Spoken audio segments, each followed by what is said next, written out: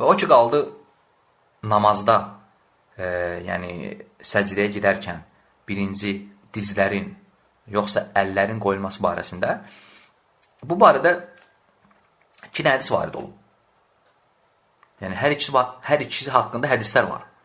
Və ona görə Şeyxülislam İbn Teymiyyə buyurur ki, fətavasında, fəcaizətun bittifaqul uləmə. Yəni ikisi də caizdir alimlərin ittifaqına görə. Hər ikisi alimlərin ittifaqına görə caizdir. Yəni əgər namaz qılan birinci dizlərini qoysa əllərindən qabaq, bu caizdir. Və ya əllərini dizlərindən qabaq qoysa, bu da caizdir. Və buyurur ki, rahiməhullah, və salatuhu sahihətun fil hələteyni bittifaqil uləmə. Şeyxülislam buyurur ki, o kəsin namazı alimlərin ittifaqına görə səhihdir. Aydındır, yəni hər ikisini edənin namazı alimlərin ittifaqına görə səhihdir. Lakin, necə Şeyxülislam buyurur, alimlər ixtilaf ediblər, hansı əfsəldir? Birinci, dizləri qoymaq, yoxsa əlləri qoymaq.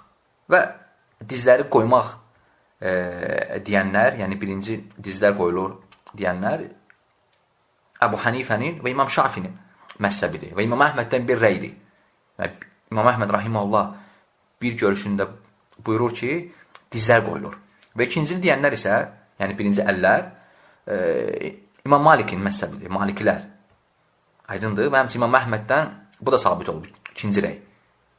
Rahimehullah ikinci rəydə buyurur ki, birinci əllər qoyulur. Və bunların ikisi haqqında da hədis sabit olub Sünəndə.